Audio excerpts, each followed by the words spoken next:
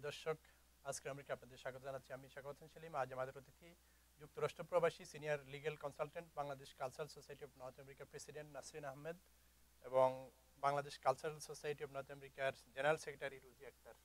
আপনাদের দুইজনকে স্বাগত।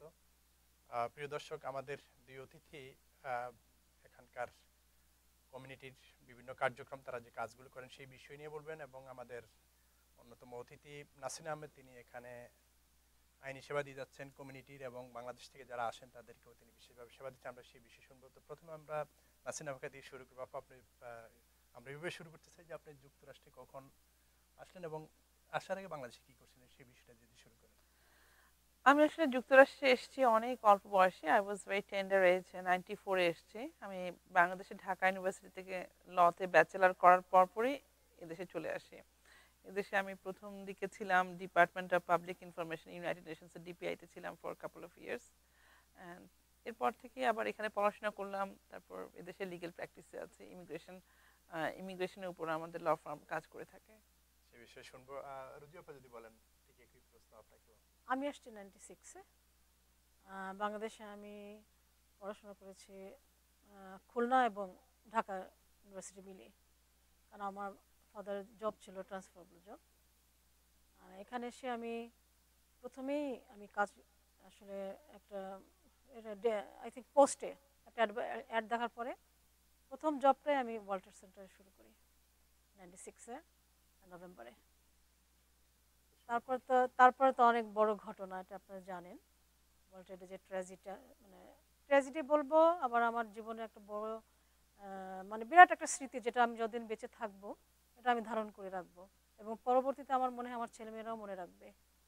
কারণ এই ঘটনা যখন ঘটে তখন আমার ছেলেমেয়েরা স্কুলে ওরা টিভিতে দেখেছে ওয়াল্টারের ঘটনা এটা। তখন আমার মেয়ে এক স্কুলে, ছেলে এক স্কুলে। যাই হোক, আমি প্রথম যখন অ্যাটাকটা হলো, এটা আমি 6টার সময় কাজ করতাম প্রতিদিনের মতো। 6টায় আমি কাজে গিয়ে শুরু করেছি। 9টা বাজার কিছু আগে, অতটা আমার মনে নেই, কিন্তু 9টা বাজে আমার হয় 10 বা 15 মিনিট আগে প্রথম এটা হলো, টুইন টাওয়ারে যেটা হলো। কিন্তু আমি কাজ করতাম নাম্বার 5 বিল্ডিংয়ে।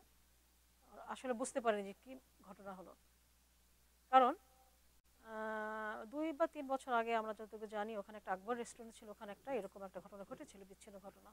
আমরা মনে করছি হয়তো বা সেম ওইরকমই হবে। কিন্তু যেখানে আমরা কাজ করছিলাম, এইভাবে তাকালে, একটু গলাবাড়ি তাকালে ফাইন্যান্সিয়াল সেন্টারের এটা দেখা যায় এন্ট্রেন্স। তখন দেখছি ধোঁয়া বেরোচ্ছে, মানুষ এত পাগলের মধ্যে দৌড়াচ্ছে, বুঝতে না বুঝতে আরেকটা। তখন আমরা বেরোয় পড়লাম কাজের জায়গা থেকে। তখন তো আর কারো দিকে তাকানোর কোনো নাই, কিন্তু ওখানে যারা পুলিশ অফিসার ছিল ওরা বলছে তুমি বের হও, কিন্তু আমরা তখন কোথেকে বের হবো বুঝতে পারছিলাম না। যখন বের হয়, হাতের বাম দিকে রেল স্টেশন, ডান দিকে একটা বর্ডার্স বইয়ের যেটা, ওটা উঁচু উপরে গিয়ে বাইরে বের হওয়া যায়। তা আমি যখন যাচ্ছি তখন একটা বুড়ি, তার চোখের মধ্যে পুরো মনে হয় সিমেন্টের যে স্টিকি কিছু থাকে, তার চোখে সে পড়ে গেল নিচে। এখন ওকে পাড়া দিয়ে চলে যাচ্ছে সবাই। আমি ওকে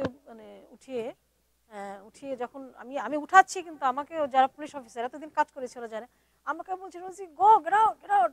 আমি নো, আই ক্যান্ট, তুমি ওকে একটু বের করো। বা আমি যে বের করবো আমি পারতেছিলাম না, ওকে পড়ে গেছে। তখন পুলিশ অফিসারের হাতে দিয়ে আমি তখন বের হয়ে গেছি। তো ওই বুড়িটার কথা আমার খুব মনে পড়ে। যাই হোক, তারপরে আর তো আমি জানি না বুড়িটা আসলে কি বের হতে পেরেছিল, বা আমার খুব 1 বছর আমার খুব হতো। আমি এমনও রাত গিয়েছে যে আমি মনে হতো ঘুমের মধ্যে আমি বিছানা থেকে পড়ে যাচ্ছি, উপর থেকে পড়ে যাচ্ছি, এটা আমার ছিল এটা। যাই হোক, আমি ওই বর্ডার্স উপর থেকে উপরে উঠে বের যখন হলাম, তখন তো ধোঁয়া, মানুষের চিল্লাচিল্লি। তখন আমি একটুখানি দেখেছিলাম যে টাওয়ার থেকে হাতের কিন্তু তখন অলরেডি হাতে দেখতে দেখতে ওটা পড়ে গেল। কারণ ওয়াল্টার তো একটা স্ট্রাকচারের উপর, আসলে একটার পর একটা বিল্ডিং, একটা পর একটা বিল্ডিং। আমি যখন সিঁড়ির একটা পা দিয়েছি, একটা পা আমার নিচে, তখন কিন্তু ওইটা পড়ে গেছে। তখন মনে হচ্ছে আমি ওদের সেকেন্ড দেরি করলে আমিও এটা পড়ে যেতাম। এটা একটু ভয়ার, তো আসলে একটু ভয়ের। তারপর তো আমরা সেদিকে কিছু না, আমরা হেঁটে হেঁটে এসেছিলাম। আমি থাকতাম তখন কুইন্সে, উডসাইডে। ট্রেন চলাচল বন্ধ হয়ে গেছে। হ্যাঁ, তখন স্টপ। তখনই আমি যখন বের হই, তখন আমাদের এই সাইডে লাস্ট এই ট্রেনটা চলে গেল। তো ট্রেনে ওঠার মানে সাহস ছিল না, যে ভাবলাম ট্রেনে যদি উঠি যদি আটকে যাই, তখন আমরা এটা নিলাম আর কি। তো যখন বাসায় পৌঁছলাম তখন মানে আমার হাজব্যান্ড বললো যে ওরা তো মানে স্কুলে, আমি তখনই মানে স্কুলে হেঁটে চলে গেলাম। গিয়ে দেখে আমার মেয়ে চিৎকার দিয়ে কাঁদছে, আমার ছেলে চিৎকার দিয়ে কাঁদছে। মানে ওইটা খুবই মানে ছিল। তারপর টিচাররা জানে, টিচাররা ওদের নিয়ে বসেছিল, ওরা যায়নি। এটা একটা মানে খুব বড় একটা স্মৃতি আমার জীবনের।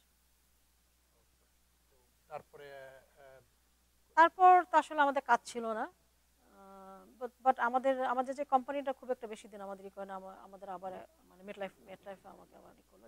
যাদের পেরেছিল ওরা করেছে, ওরা করেছে। খুব একটা দিন আমরা কাজের মানে ছিলাম না, খুব একটা অসুবিধা হয়নি। নাসরিন আপু, আপনি বলছিলেন যে আপনি এখানে একটা ল প্রতিষ্ঠানে কাজ করছেন এবং সেই বিষয়টা যদি আপনি বিস্তারিত বলেন, আসলে আপনারা কি সেবা দিচ্ছেন সেই বিষয়ে। আমরা এখানে আসলে ইমিগ্রেশনের উপর কাজ করে থাকি, যেটাকে বাংলায় বলা হয় অভিবাসন আইনের উপর। অভিবাসন আইনকে এখানে বিভিন্ন ক্যাটাগরিতে ক্যাটাগরাইজ করা হয়েছে। Family based, non immigrant status, business visa, তারপর ইনভেস্টমেন্ট ভিসা এবং এক্সট্রা অর্ডিনারি অ্যাবিলিটি ক্যাটাগরিও আছে। আমরা বেশিরভাগ ক্ষেত্রে business visa, investment visa and extra ordinary ability এই ক্যাটাগরিতে কাজ করে থাকি। বিজনেস ভিসাটা হচ্ছে বাংলাদেশে বা বিশ্বের যে কোনো দেশে আপনার একটা বিজনেস আছে, আপনি আমেরিকাতে আপনার বিজনেসটাকে ওপেন করতে যাচ্ছে, এটা ব্রাঞ্চ হতে পারে বা সাবসিডিয়ারি হতে পারে, এটাকে আমরা L1A বলি। এই বিজনেস ভিসা বেসিক্যালি একটা বাংলাদেশে বা যে কোনো দেশে, আমি বাংলাদেশের কথা বারবার এজন্য আনছি কারণ এইটা হচ্ছে বাংলাদেশি চ্যানেল, বাংলাদেশে এই প্রোগ্রামটাকে দেখানো হবে, কিন্তু বাংলাদেশি ছাড়াও অন্যান্য দেশিরাও আমাদের ক্লায়েন্ট। তো বাংলাদেশে ধরেন আপনার যে কোনো একটা ভালো বিজনেস আছে, মিড সাইজ বিজনেস আছে, আপনি যদি মনে করেন এই দেশে আমেরিকাতে আপনার ব্রাঞ্চ বা সাবসিডিয়ারি ওপেন করতে চান, এদেশে আপনি ওপেন করতে পারেন। এটাকে আমরা L1A ক্যাটাগরি বলি, ইন্ট্রা কোম্পানি ট্রান্সফার।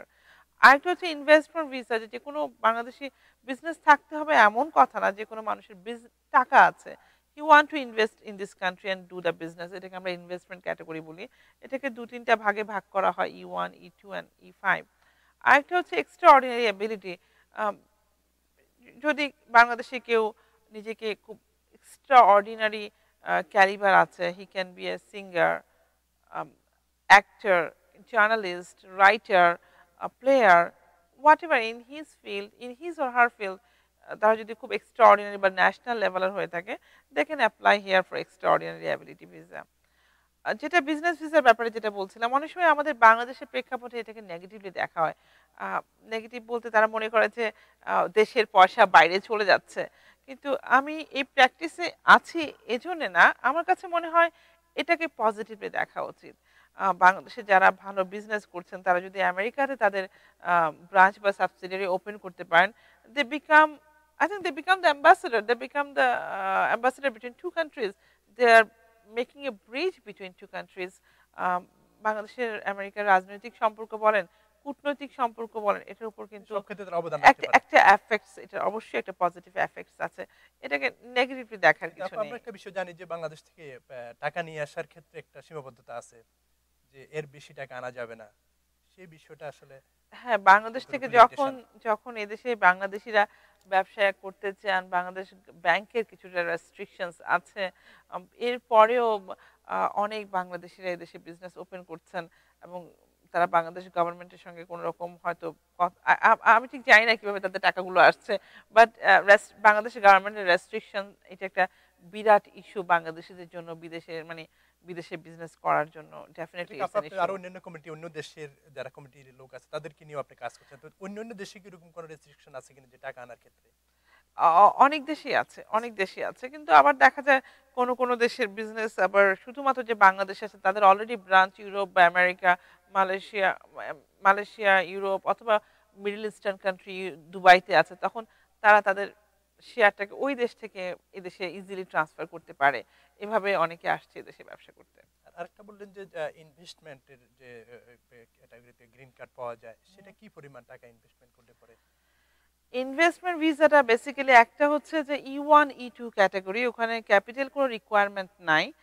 আপনার certain amount you can invest in a business, you can come in this country আর আপনি পেতে পারেন আপনার গ্রিন কার্ড পাবেন, এটাকে বলে ইউ আর এ ইনভেস্টর কিন্তু you are not an intending immigrant. আপনার গ্রিন কার্ড ইয়োর গোল না। এদেশে এই ক্যাটাগরিতে কিন্তু এদেশে বাংলাদেশিরা কম, বিশেষ করে ইউরোপিয়ান, বেশি আছে। South American, middle eastern, they don't looking for green card, they just want to come here and they just want to do the business. কিন্তু E5 ক্যাটাগরি আছে যেটা $1 million investment, if you invest $1 million you getting green card. এই ব্যাপারে আমি একটু কথা বলতে চাচ্ছি যদি আপনার স্কোপ থাকে। যদিও বলা হয় $1 million requirement, but sometimes $500,000 suffice as $1 million. $500,000 কিভাবে সাফাইস করে, if you like invest in economically deprived area, America তো অনেক বড় কান্ট্রি এবং আমেরিকার প্রত্যেকটা স্টেট কিন্তু ইকোনমিক্যালি অনেক ডেভেলপ না। যদি ইকোনমিক্যালি ডিপ্রাইভড এরিয়ায় যদি আপনি $500,000 $500,000 ইনভেস্ট করেন, they think that's equivalent to $1 million. একটু ইজি করে বলতে গেলে নিউ ইয়র্ক সিটিতে যেটা $1 million যে বিজনেস করতে লাগবে, আপনি যদি রিমোটেস্ট পার্ট অফ নিউ ইয়র্ক স্টেটে করেন, আরকানসাস অথবা সাম অফ দ্য স্টেটে $500,000 আপনি ওই বিজনেসটা পাচ্ছেন। এই বিজনেসটা $1 million ইনভেস্ট করে বিজনেস করা, এই 2 years কন্ডিশনাল গ্রিন কার্ড পাওয়া যায়, ইজ ভেরি ইজি। কিন্তু টাফেস্ট পার্ট হচ্ছে কন্ডিশনটা রিমুভ করা। আফটার 2 years, 2 বছর পরে আপনি এই কন্ডিশনটা রিমুভ করতে হবে। তখন আপনাকে দেখাতে হবে your business is a viable concern, আপনি ঠিক মতো বিজনেস করছেন, you are following US government rules and regulation, যেটা ট্যাক্স রুলস, ট্যাক্সে ঠিক মতো দিচ্ছেন। আর সবচেয়ে ইম্পর্টেন্ট হচ্ছে within this 2 years you created 10 jobs। এটা 10 job কর্মসংস্থান তৈরি করতে হবে। দ্যাট ইজ দ্য, তা না হলে কিন্তু রিমুভ করা যাবে না। ইন্টেরিয়র এলাকায় বললেন যে সেখানে অ্যামাউন্টটা কি পরিমাণ invested? $5 million is equivalent to $1 million. আর এটা অ্যাকচুয়ালি ইউএস গভর্নমেন্ট, এটা ইমিগ্রেশন প্রোগ্রামটা হচ্ছে টু বুস্ট ইউএস ইকোনমি, এখানকার জব আরো বেশি ক্রিয়েট করার জন্য এই ক্যাটাগরিটাকে ইন্ট্রোডিউস করা হয়েছে। টাকাটা বিনিয়োগ করতে পারবে এরকম এনিথিং, একটা বাড়ি কিনলো সেখানে তো সেটা না, ইটস এ বিজনেস, কিন্তু বাড়ি পড়বে না। কিন্তু আপনি যদি ধরেন একটা কমার্শিয়াল কমপ্লেক্স কিনলেন বা 3টা কমপ্লেক্স একসঙ্গে কিনলেন এবং সেখানে আপনি 10 জন জব কাজ করছে আপনার, এটা হতে পারে building supervisor, management, then it will consider as you invested in a business. কিন্তু আপনি যেটা ইন্ডিভিজুয়াল থাকার বাড়ি করলেন, 1 million, 10 million বা 15, doesn't matter, they don't consider that as a business. It's basically job creation visa. You have to create 10 full-time jobs. সেটা আর ইনভেস্টমেন্টের যেটা বললেন যে সেটার পরিমাণটা কোনো নির্ধারিত নাই। E1 E2 ক্যাটাগরিতে there is no capital requirement USCIS এর পক্ষ থেকে, কিন্তু তারপরে ধরেন আপনি যে কোনো একটা সাপোজ একটা গ্যাস স্টেশন কিনলেন অথবা একটা মোটেল কিনলেন, I mean tentative requirement is $100,000 to $300,000, কিন্তু কোনো ক্যাপিটাল রিকোয়ারমেন্ট USCIS এর পক্ষ থেকে নাই। আবার আসবো আপনার কাছে। রুজিয়া, আপনি বলছিলেন যে ওয়ার্ল্ড ট্রেড সেন্টার নিয়ে, সেখানকার যদি আরো কোনো স্মৃতি আপনার থাকে যে আপনার সাথে কাজ করছিল এরকম? আসলে তো ওখানে আমি মানে অনেকে কাজ করেছি, বেশি ওখানকার যারা মানে কাস্টমার ছিল, আর মেন ওখানকার পরিবেশটা অন্যরকম ছিল। শপিং করতে আর বাইরে যেতে হতো না, এমন কিছু নাই যে ওখানে ছিল না ভেতরে। ওটা শপিং, বিরাট শপিং মলের মতোই তো ছিল ওটা। তো খাওয়া বলেন ওই ভেতরেই আমরা মানে ব্রেকটা ওখানেই সারতাম। একটা বিরাট ফ্রেন্ড সার্কেল ছিল। তারপর মনে করেন যারা কাজ করতো ওখানকার, যারা যেমন আমেরিকান এক্সপ্রেস বিল্ডিং ছিল, ওখানে আমাদের কাজেরই ছিল, ফাইন্যান্সিয়াল সেন্টার ছিল, কয়েকটা ছিল, যেতাম মানে বাইরে চলে যেতাম আমরা উপর থেকে, ফাইন্যান্স সেন্টারতে উপর থেকে ওখানে যে একটা বসার জায়গা ছিল, ওটা ছিল অন্যরকম। ওখানে 1 ঘন্টা আমরা মানে অনেকে মিলে একসাথে আমরা ব্রেক নিতাম, একসাথে ওটা একটা মানে অন্যরকম স্মৃতি। আর কাজের জায়গাটা, পরিবেশটা আসলে অন্যরকম। আর দেশে আমি চাকরি করতাম, আমি আলভার ডেভিডে ছিলাম। তো ওখান থেকে মনে করেন এসে আমি বেশি দিনও লাগে না, আমি অগাস্টে আসলাম, সেপ্টেম্বর অক্টোবর আমি জবে ঢুকে গেলাম। তো এত সুন্দর জায়গায় আমি জব করবো ওটা আমি বুঝতে পারিনি, আমেরিকান লাইফ। আর সবচেয়ে মজার হলো আমি পড়াশোনা করছি বাংলায়, আমি অনার্স মাস্টার বাংলায় করেছি। তো যখন আমি প্রথম জব শুরু করলাম, যখন প্রথম কাজ শুরু করলাম, তখন মনে হয় আমার যখন কেউ কথা বলছে আমার মনে হচ্ছে আমি কি মানে কানে কম শুনি নাকি। তখন আমার ম্যানেজার বললো যে নো, তোমার যে আমাদের ইংলিশে যে কনভারসেশনটা তখন আমি ফেস করেছি ফার্স্ট। তো তখন বললো যে না তুমি কানে কম শোনো, তোমার যখন না বুঝে তুমি বলো excuse me, then they repeat it. আসলে তো বেশি দিন লাগে নাই মোটামুটি। হ্যাঁ, এটা একটা বড় স্মৃতি। প্রথম মনে হয়েছে আমি হয়তো কানে কম শুনি বা সাম প্রবলেম। এটা একটা বড় স্মৃতি। আর ওখানকার পরিবেশটা তো বললামই, খাওয়া বলেন, রেস্টুরেন্ট বলেন, কোনো বাইরে আমাদের যেতেই হতো না। ভেতরে ঢুকলাম মানে স্টার্ট করলাম 6টায়, বের হয়ে গেলাম হয়তো। আর তখন তো বিজি ছিল, তখন তো ইকোনমিটাই ছিল, ওভার টাইমই করতাম, 6 দিন কাজ করতাম শনিবার সকাল থেকে মানে বন্ধ। এরপর আসলে ওই যে কাজের যে একটা মানে সুখকর যে স্মৃতিটা এরপর আর কিন্তু পাইনি।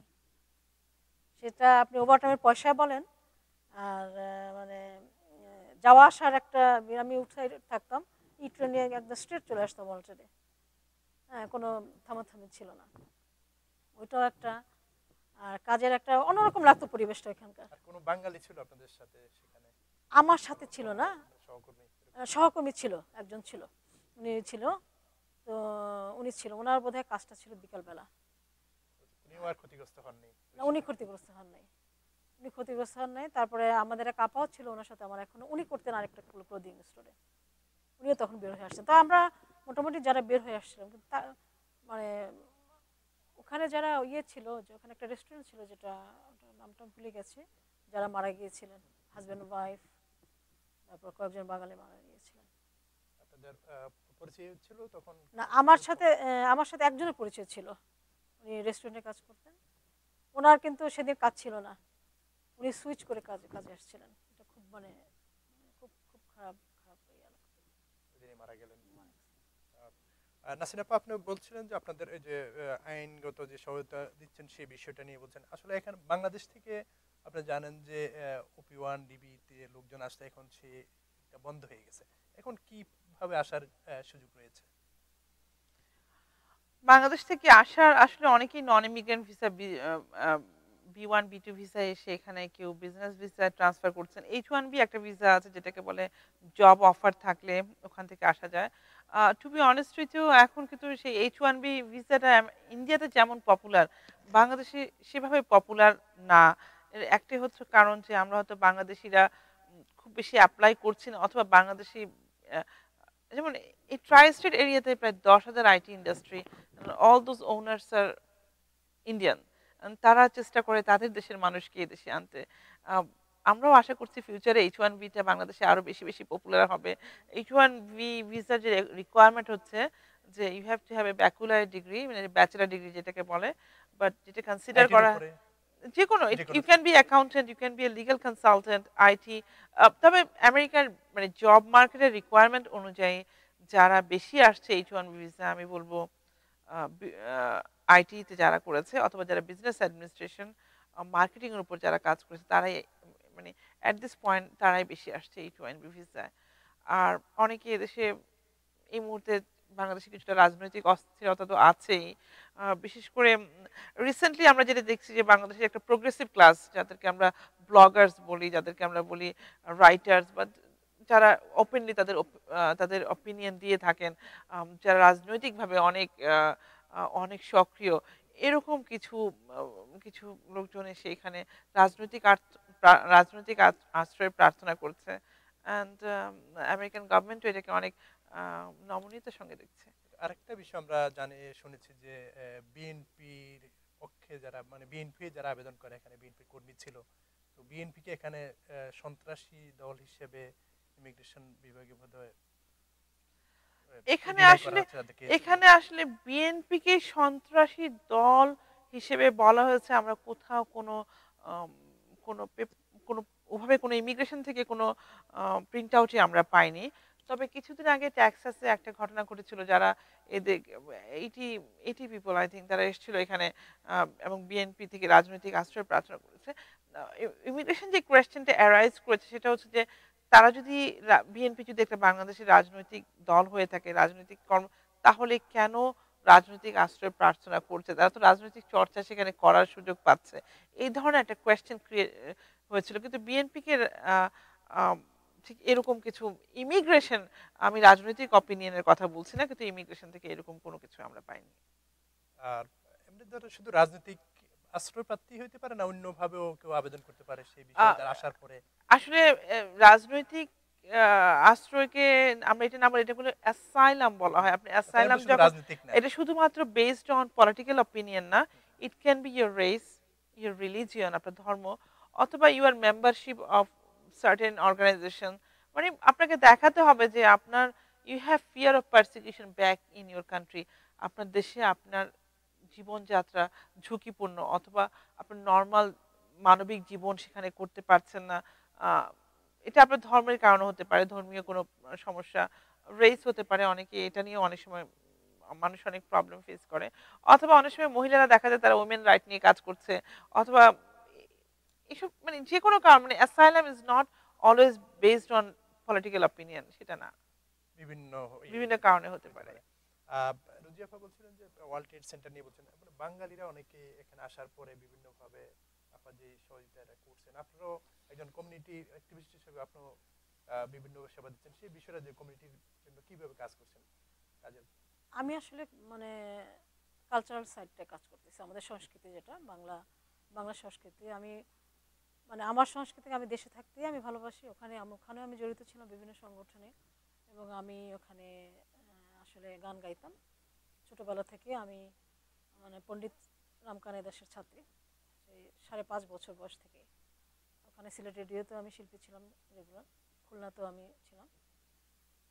তো আমি ওখানে যেহেতু ছিলাম, একটা তো আমার মানে দেশের প্রতি, যে সংস্কৃতির প্রতি একটা যে ভালোবাসা, তো আমার সব সময় ছিল। তো এখানে যখন আমি আসলাম 96-এ, প্রথম আমি একটা মানে বড় ধাক্কা খেয়েছি। যখন স্কুলে যেতাম বাচ্চাদের নিয়ে, তো ওরা আমার মেয়ে ভিগারনেসে পড়তো, এখানে ক্লাস 5 পুরো শেষ করে আসেনি, এখানে এসে 5-এ ভর্তি হলো। আর আমার ছেলেটা স্কলাস্টিকে পড়তো, ছেলেটাকে এখানে আমি 2nd গ্রেডে দিলাম। আমি যখন স্কুলে ওদের নিয়ে যেতাম, তখন কিছু গার্জিয়ানরা, দর্শকবৃন্দ আপনারা এমন কিছু মনে করবে না, পার্টিকুলার আমি কাউকে বলবো না, অনেকেই দেখতাম যে হয়তো তারা ভালো বাংলাও বলতে পারছে না, কিন্তু ইংলিশ বলছে বাচ্চাদের সাথে, বাচ্চারাও সেই ইংলিশ কথাই বলছে। তা আমি বললাম যে মানে এটা কি ধরনের আমাদের সংস্কৃতির মানে মোটামুটি হারিয়ে যাবে, যে আমাদের পরবর্তী যে জেনারেশনটা এখানে আসছে, এর পরবর্তী জেনারেশন কী হবে আমরা জানি না। আমরা তো চেষ্টা করতে পারি, আমার পরের জেনারেশনটা, আমার জেনারেশনটা আমি অন্তত চেষ্টা করতে পারি, কারণ আমরা একটা স্বাধীন দেশের নাগরিক, অনেক কষ্ট করে আমাদের অর্জিত স্বাধীনতাটা, এবং ভাষার জন্য যারা মানে পুরো বিশ্বে হয়তো আর কোনো দেশ না যে ভাষার জন্য জীবন দিয়েছে, আমরাই একমাত্র যে আমরা নিজের ভাষায় নিজে কথা বলার অধিকারটা প্রতিষ্ঠা করার জন্য জীবন দিয়েছি। তো একটা তো আমাদের ভিতরে একটাই থাকে। তারপর আমি মোটামুটি 1 মাস 2 মাস 1 মাস মাসখানেক যাওয়ার পর দেখি আমার ছেলে আমার সাথে ইংলিশ কথা বলা শুরু করেছে। আমি বলি কি বাবা তুমি, বলে নো, কারণ ও স্কলারশিপ যেহেতু পড়তো ওর বেশি দিন লাগে না, 1 সপ্তাহের মধ্যে দেখি ও কনভারসেশন নিয়ে। আমার মেয়ে যেহেতু ভিকারনেসে পড়তো, ওর একটু সময় লেগেছিল। তখন আমি বলে আমার ছেলের নাম প্রিয়ম, আমি প্রিয়ম তোমাকে ইংলিশে কথা বলছো কেন বাবা, আমি তো ইংলিশ বুঝি না, আমি তো ইংলিশে পড়াশোনাই করিনি। নো, আমি বলছি নো, আমি ইংলিশে পড়াশোনা করিই নাই। আমি এভাবে ওকে ব্ল্যাকমেল করতাম যেন, কারণ আমি দেখলাম যে ও পোটাপুরি বাংলাটা ভুলেই যাবে। তো আস্তে আস্তে দেখা গেল এটা মনে করেন 96, 97, 98-এর দিকে যখন আসলাম আমরা, আসলে মোটামুটি 2000 সালে যখন আসলাম, তখন অনেক বিচ্ছিন্ন ঘটনা কিন্তু আমাদের কমিউনিটিতে ঘটা শুরু করলো। খারাপ সাইড যেটা, এটার প্রভাবে কিন্তু, যেহেতু আমরা ভাষাটা জানি করতে পারিনি বাচ্চাদের সাথে, আমার কালচারটা শেখাতেই পারছি না যে আমরা কোত্থেকে আসছি। হ্যাঁ, আমরা আমেরিকা এসেছি, আমরা আমেরিকা ভালো তো আমরা অবশ্যই নেব, ইংলিশ কথা বলবো, ভালো ভালো যে দিকগুলো আমরা অবশ্যই নেব, কারণ এখানে আমরা আছি, আমরা এখানে কর্মসংস্থানে আছি, আমরা এখানে জীবন ধারণটা করছি, এখানে রিজিকটা আমাদের এখানেই। কিন্তু এর অর্থই নেই যে আমরা যেখান থেকে আমরা গোড়াটা ভুলে যাব। তখন থেকে আমরা মানে মোটামুটি আমি কাজ শুরু করেছি। তারপর আমরা যে অর্গানাইজেশনটা, এই অর্গানাইজেশনের মাধ্যমে আমরা কিন্তু বাচ্চাদের মোটামুটি বাংলা শেখানো, গান, যেটা যতটুকু সম্ভব আমরা করে যাচ্ছি। আবার আসবো নাসরিন আপা, আপনি যে ল ফার্মে কাজ করেন, সেখানে আপনার একটা এডের মধ্যে উল্লেখ করেছেন আপনি কি ভিসার মেয়াদ উত্তীর্ণ হয়ে গেছে, আপনার ভিসার মেয়াদ কি উত্তীর্ণ হয়ে গেছে, আর একটা কথা বলছেন যে আপনি কি অবৈধ ইমিগ্রেন্ট, এই বিষয়টা আসলে এটা স্পেশালি কেন দিলেন? ভিসার মেয়াদ উত্তীর্ণ হয়ে যাওয়া মানে, অনেকে এদেশে আসে যখনই B1 B2 ভিসা আসেন, অনেকে দেখা যায় 3 মাসের এন্ট্রি পে এন্ট্রিটা শেষ হয়ে গেছে, তখন মনে করি আমার এন্ট্রি শেষ, once your visa expired like stay আমি বলবো যেটা I-94 বা ইউর স্টে এক্সপায়ার্ড, তখন কিন্তু আম, অন্য একটা ক্যাটাগরিতে নিজের ভিসাকে ট্রান্সফার করা অনেক টাফ। তখন কিছু কিছু রাউট আছে সেটা আমরা অফার করে থাকি ওভাবে যদি যাওয়া যায়।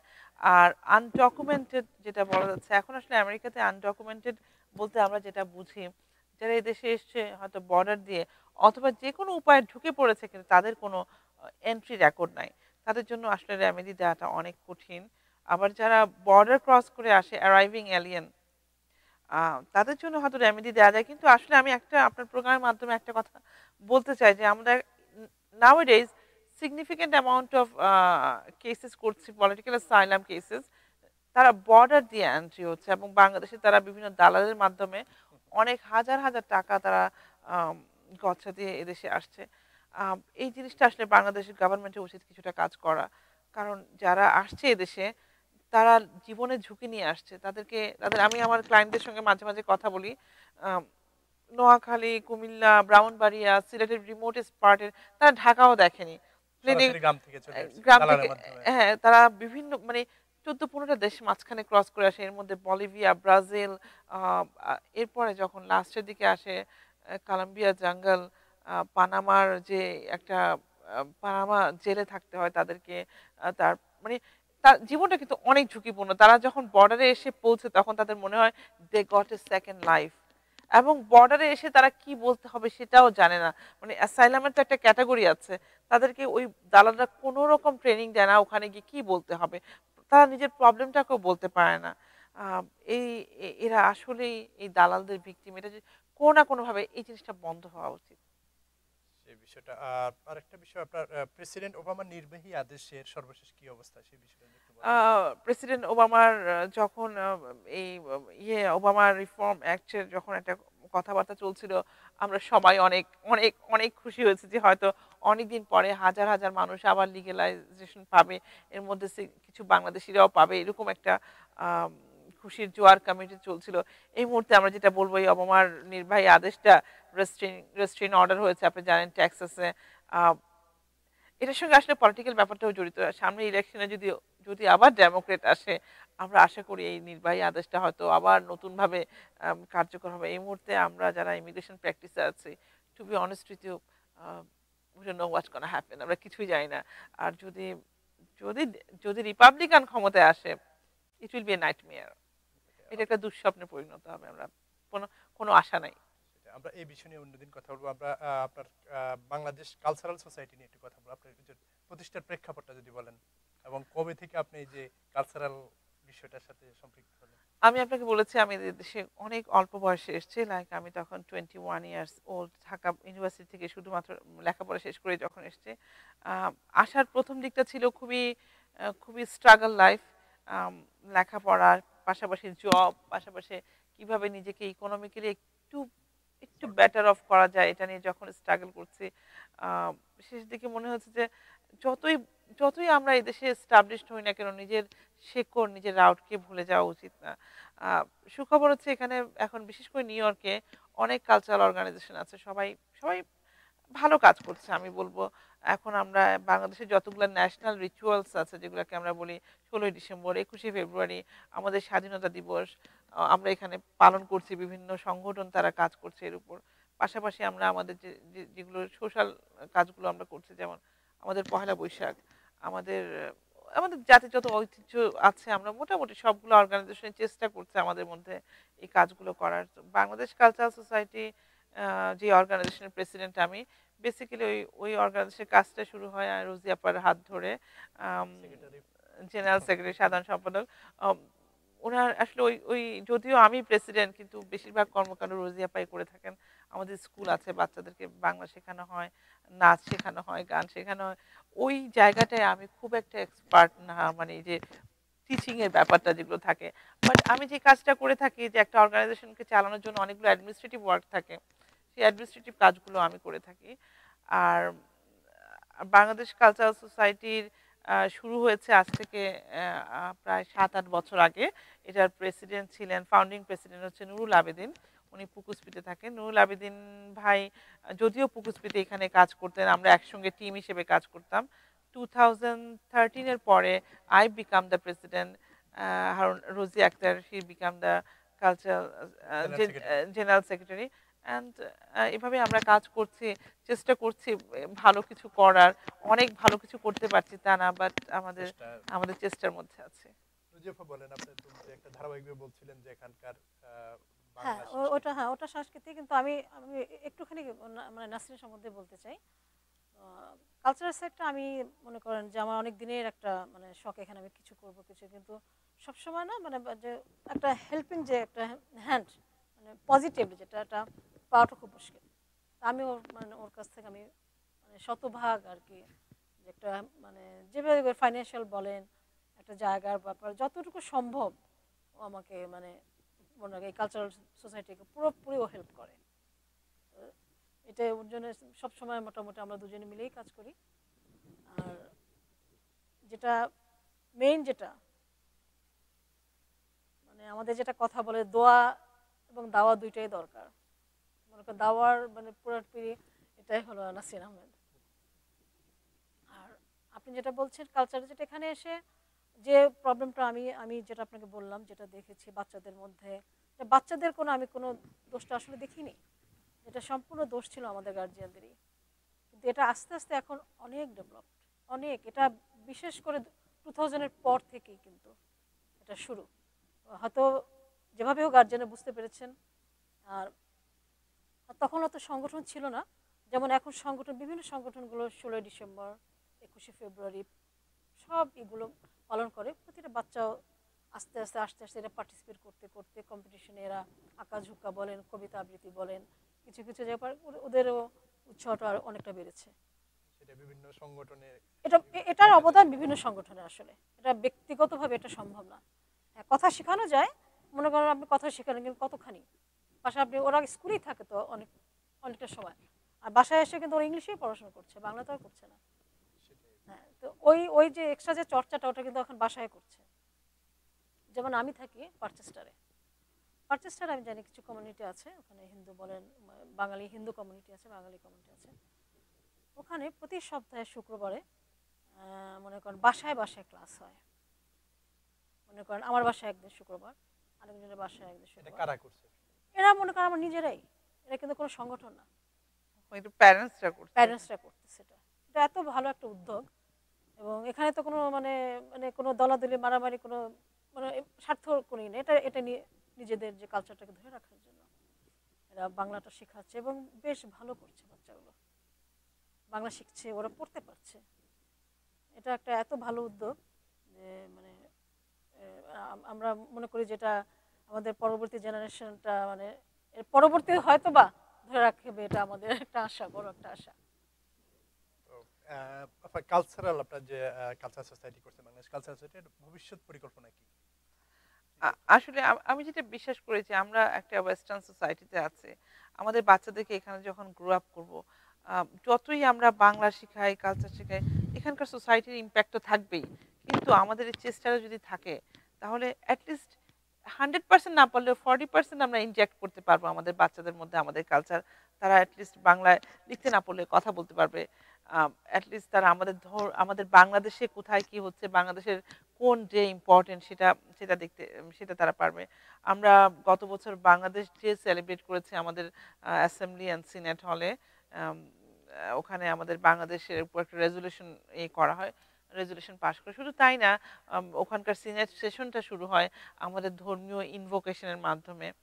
তো এখন আমেরিকান সোসাইটিতেও জানছে যে বাংলাদেশ একটা দেশ, বাংলাদেশ আমাদের একটা স্বাধীনতা দিবস আছে, আমাদের একটা ভিক্টরি ডে আছে, আমরা এই ডেগুলো এখানে সেলিব্রেট করছি, আমরা আমরা একটা নেশন হিসাবে এখানে ডেমনস্ট্রেট করছি।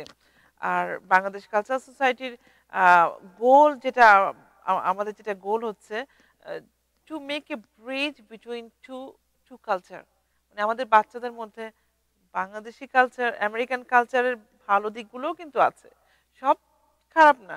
বাংলাদেশি কালচার যেটা, বাংলাদেশি কালচারকে আমাদের বাচ্চাদের মধ্যে বোঝানো যে আমরা it's our country, we are part of this nation, we are part of this society, simultaneously Bangladesh আমাদের দেশ, এবং বাংলাদেশের যে কালচারটা সেটা আমাদের মধ্যে লালন করতে হবে। সেটা আরো কিভাবে সহজে করা যায়? এখানে মেইন স্ট্রিমের পলিটিক্স বলে একটা কথা আছে, তো বাঙালিরা সেখানে যেভাবে যাচ্ছে আপনি কি মনে করেন? আসলে আমি এখানে পলিটিক্স করে থাকি ডেমোক্রেট ক্লাবে। আর আমার মনে হয় যে এখন আমরা বাংলাদেশের যে community, it's the fastest growing community in America, in new York city. কিছু কিছু স্টেট আছে আউট অফ নিউ ইয়র্ক। আমাদের যদি আম, আমাদের যদি নিজেদের রাইটটাকে এস্টাবলিশ করতে হয়, পলিটিক্স ছাড়া অন্য কোনো উপায় নাই। রাজনীতিতে আমাদেরকে বেশি পার্টিসিপেট করতে হবে। And good thing is that আমাদের একটা বিরাট ভোট ব্যাংক আছে বাংলাদেশে, নিউ ইয়র্ক সিটিতে স্পেশালি বাংলাদেশিদের, এবং এখানকার ইলেক্টেড অফিসিয়ালরা কিন্তু ভোট ব্যাংকে কাউন্ট করছে। So আমার মনে হয় যে আমরা যত বেশি আহ, এই পলিটিক্যাল স্ট্রিমলাইন পলিটিক্সে ইনভলভ হব, ইন নিয়ার ফিউচার আমরা আমাদের একজন প্রতিনিধি দিতে পারবো আমাদের এখানকার সিনেট হাউসে, অ্যাসেম্বলিতে অথবা কাউন্সিলে আমাদের একজন প্রতিনিধি দরকার। আর এই ব্যাপারে আমাদের বাংলাদেশিদের সব রকম দলাদলি বাদ দিয়ে ইউনাইটেডলি মেইন স্ট্রিমে কাজ করা উচিত। আপা যদি বলেন যে নতুন প্রজন্মকে কিভাবে, আপা যেটা বললেন মেইন স্ট্রিমের দিকে নিয়ে যাওয়া, সেটা আসলে কিভাবে সম্ভব? আসলে মানে মেইন হলো আমাদের যেটা বাচ্চাদের এডুকেশনটা অনেক বড় ব্যাপার। এখানে পড়াশোনা তো করতেই হবে, একটা ভালো পড়াশোনা এখন। কারণ পয়সাটা এখানে, পয়সা দিয়ে তারা আমাদের দেশের মতো এখানে পয়সা দিয়ে ভোট কেনা যায় না। এখানে পড়াশোনা, মেধা এবং কাজ করতে হবে। যেমন আমাদের দেখেন ভোট কেন্দ্রে কিন্তু আমাদের ভোট দিন বাংলায় আমরা বলছি এখন দিক নির্দেশনা, রাইট? এটা আমাদের অনেক বড় একটা পাওয়া, Achievement। অনেক বড় একটা কারণ আমাদের অনেক মানুষ ভোটার্স, হ্যাঁ বাঙালি ভোটার্সকে তারা কাউন্ট করছে, এই জন্য তো আমরা এই এই যে বাংলায় ভোট দিন, হ্যাঁ মানে এই যে বাংলা মেরুট একটা করে বাংলা। হ্যাঁ এটা আমরা পাচ্ছি। এবং এবং দিক নির্দেশনাটা ওরা বাংলা এখনই করছে। তারপর আপনি হসপিটালে যান, এখানে আপনি বাংলা ইন্টারপ্রেটার পাচ্ছেন, এটা একটা আমাদের বড় পাওয়া। কারণ যে ইন্টারপ্রেটার তাকে তো শিক্ষিত হতে হবে। আমি মনে করি এই শিক্ষাটাই অনেক বড় ব্যাপার। যদি শিক্ষা, মেধা এবং মেধা শক্তি দিয়ে আস্তে আস্তে মানে খুব স্লোলি, এতে খুব যে তাড়াতাড়ি আমাদের হবে আমরা পেয়ে যাব না, এটা আমাদের কাজ করতে হবে। এবং আমাদের নিজেদেরও কিছু দায়িত্ব থাকবে যে আমরা বাচ্চাদের যদি বোঝাতে পারি, নিজের ছেলে মেয়েদের, যেমন অনেক অনেক সময় দেখে ছেলে মেয়েরা অনেক গার্জিয়ানদের সাথে যায় না, এই করে, এটা কিন্তু বাচ্চাদের আমি কখনোই দোষ দিব না, ওরা যেতে চায় না একটা বয়স আছে। কিন্তু আমরা যদি একটু ফোর্স করি, ব্ল্যাকমেলও করতে পারি। আমি ব্ল্যাকমেল করি আমার বাচ্চাদের, যেমন ছেলে আমি তো একা, আমি একা যে আমি একটু ভয় পাবো, আমি রাতে আসবো, ও ভয় পাবে, ওকে ঠিক আছে, হয়তো আমি আমি আমি অনেক ব্ল্যাকমেল করেছি আমার ছেলে মেয়েকে।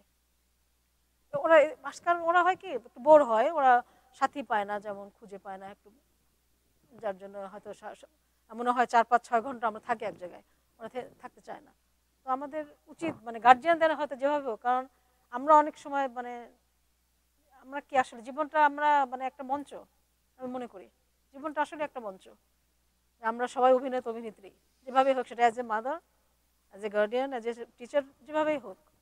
তো করি না একটু বাচ্চাদের সাথে ব্ল্যাকমেল করলাম, যদি আমরা কিছু পাই, প্লাস পয়েন্ট কিছু থাকে।